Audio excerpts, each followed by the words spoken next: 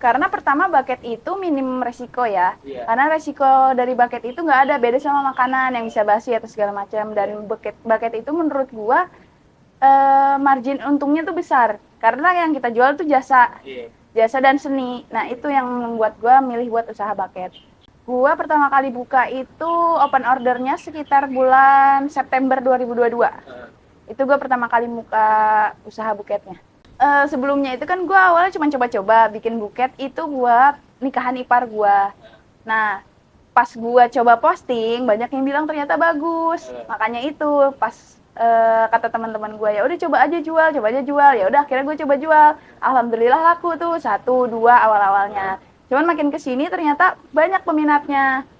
Karena banyak peminatnya ya udah gue lanjutin lagi usahanya. Akhirnya alhamdulillah sampai sekarang jadi lumayan besar. Ngedukung banget sih, karena kan dipikir daripada gue harus kerja keluar yang meninggalkan anak-anak di rumah, dia jauh lebih ngedukung dan support gue saat gue ibaratnya memiliki karir dan usaha dari rumah aja. Dan support suami gue juga lumayan besar, salah satunya dia juga bisa buat antar buketnya juga, terus bantu-bantu gue juga bikin buket. Nah itu sih menurut gue jadi makin yakin gue percaya diri buat kembangin usaha gue. Kalau dulu pas gue masih kerja, lulus sekolah gue masih kerja, itu awalnya gue jual doodle art gitu loh. Kayak yang masih dulu kan hype-nya itu doodle art ditambah foto, pokoknya dilukis-lukis sendiri kayak gitu. Cuman karena gue waktu itu kerja, jadi waktunya tuh nggak masuk, karena gue waktu itu lembur terus kan.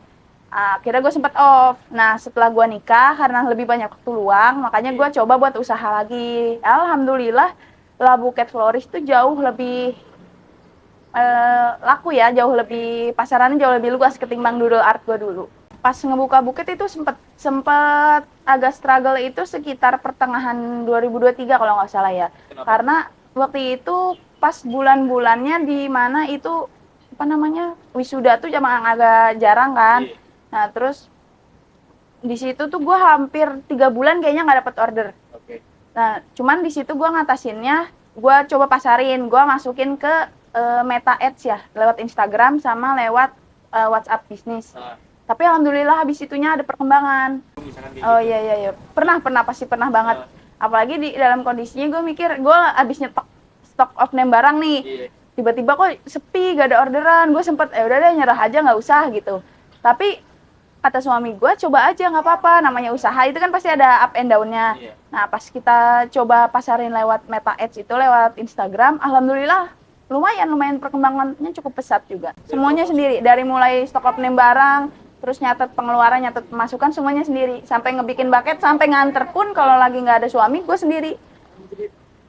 Serius lu? Serius. Kalau misalnya lagi ada suami gue atau misalnya apa namanya, kalau gue bikin nih, gue kadang sembari ngegendong. Waktu itu gue pernah orderan itu ada sehari tuh 9 kalau nggak salah. Dan itu buat besoknya. Itu gue nyampe yang kecil gue gendong pakai gendongan, yang gede itu sembari gue suapin makan, itu sembari gue bikin buket. Mama. Cuman kalau nganter gue biasanya nunggu orang sih, entah itu ada saudara atau ada ipar atau ada abang gue ada di rumah, baru biasanya gue tinggal buat nganter. Tapi kalau misalnya nggak ada orang, biasanya gue lewat Grab atau ojol lah buat nganter.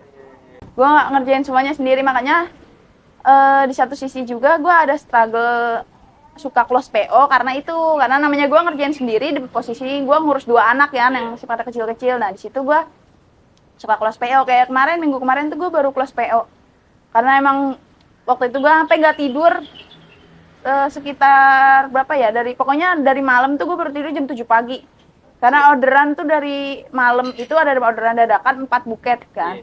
Gue ngerjain dari jam 10 nyampe jam 7 full, itu langsung gue kirim habis itunya.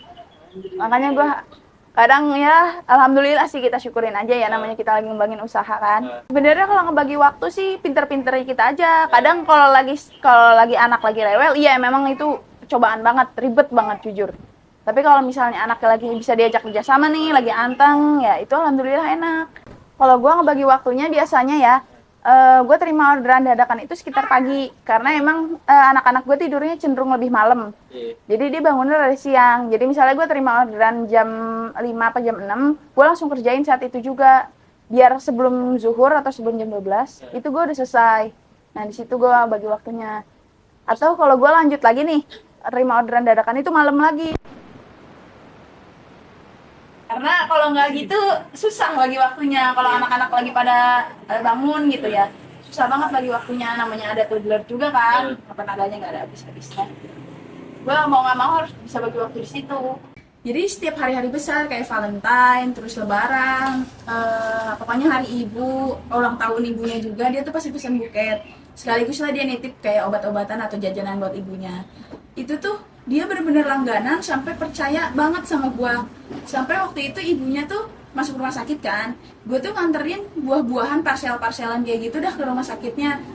Dan dia minta tolong sama gua ngejengukin tiap bulan, ngejengukin ibunya. Sembari dia juga beli paket, tapi sembari gue suruh ke sana. Jadi biar sekalian ngejenguk ibunya gitu loh. Tiba-tiba tuh dia sekitar 3-4 bulan tuh dia nggak pesan buket lagi. Dan gue baru ngeliat snap dia, ternyata ibunya tuh masuk rumah sakit yang lumayan besar, kalau nggak salah waktu itu rumah sakit RSTM deh. Karena emang penyakit ibunya lumayan parah. Dan 2 minggu setelah itu ibunya meninggal. Makanya gue sedihnya di situ, kayak dia udah lebih dari sekedar customer ya buat gue. Dia udah kayak saudara gue sendiri, ibunya bahkan udah gue anggap kayak ibu gue sendiri. Karena emang sebaik itu mereka. Pas ibunya ini meninggal, gue benar-benar ikut nangis sedih banget, sampai gue ikut datang ke sana buat ke rumahnya buka. Kalau dari mana aja sih sebenarnya campur ya. Ada yang mayoritas orang-orang Bojong, Cibinong, Cilebut, Citayam ya, mayoritas itu. Cuman ada juga beberapa orang yang dari luar kota, bahkan dari luar negeri tapi mesen buat keluarga yang daerah sini. Baru banget kemarin itu gue dapet orderan dari orang Amerika asli ya, orang Amerika asli bule. Dia mesen buat pacarnya yang daerah Cimanggu, Bogor ya. Lumayan deket lah dari sini. Terus sebelum itu emang ada juga dia orang Indonesia asli, cuman dia kerja di Arab Saudi, di Riyadh. Nah dia, kalau mereka sih biasanya dapat info itu dari IG ya. Kalau dari luar kota banyak sih, ada yang dari Bali itu salah satunya, terus ada yang dari Makassar, dari Manado, ada yang dari Palembang juga. Mesen buat orang-orang sini rata-rata. Per hari waktu itu pernah rekornya 9 sih satu hari itu. Range-nya tergantung dari harga. Kalau buket yang gede yang rangkaian besar kayak gini nih sekitar range 80.000, nyampe nggak terbatas sih, terserah dia mau request sebesar apapun. Cuman yang paling mahal kemarin yang dari orang Amerika itu pesan 800.000. Buat orang-orang yang lagi merintis usaha dari nol juga, saran gue sih tetap terusin lanjutin. Karena kalau misalnya pengalaman itu guru yang paling berharga. Jadi kita tahu di mana letak kekurangan yang harus diperbaikin, di mana letak kelebihan yang harus kita buletin terus biar kita ibaratnya makin maju lah usahanya. Bisa online bisa offline sih, cuman lebih ke online ya. Karena kan kalau offline gue masih belum proper, masih di dalam rumah. Bisa lewat Instagram bisa. Di situ tuh ada linknya, atau biasanya sih gue lebih melayani lewat WhatsApp ya. IG-nya labuket_floris. Varian dari harga bucket itu beda-beda kan, ada juga bucketnya juga banyak. Ada yang bucket snack, ada yang bucket bunga, ada yang bucket uang, ada yang bucket barang-barang lain deh. Kayak kemarin gua ngerjain bucket tas, terus bucket yang buat kuku tuh nail art, segala macem, bucket bando juga bisa. Itu variannya mulai dari harga sekitar 50 lah ya, kalau dari berbagai jenis bucket sekitar 50 nyampe nggak terbatas lah. Selain bucket juga gue ada frame yang 3 dimensi, jadi kayak buat mahar. Terus kayak yang ini nih yang hitam, itu tuh dia fotonya tuh foto beda, jadi polaroidnya tuh nonjol, tempelan di backgroundnya, jadi itu kayak beneran kayak foto yang lagi digantung. Kalau frame kayak gitu, kalau dari ukuran A5 itu kan setengahnya 4 ya, dari ukuran A5 itu gua ngambil 90, itu udah sama bucket mini di dalamnya. Kalau ukuran A4 itu sekitar 150. Selain frame-frame kayak gitu juga ada kayak seserahan gitu kayak contoh. Semuanya pokoknya apapun yang bisa di request, yang bisa gue kerjain pasti gue iyain. Gue teman-teman sekitaran Bojonggede, Cibinong, Citayam, dan Cilebut, kalau mau nyari buket bisa langsung kunjungi profil labuket_floris ya.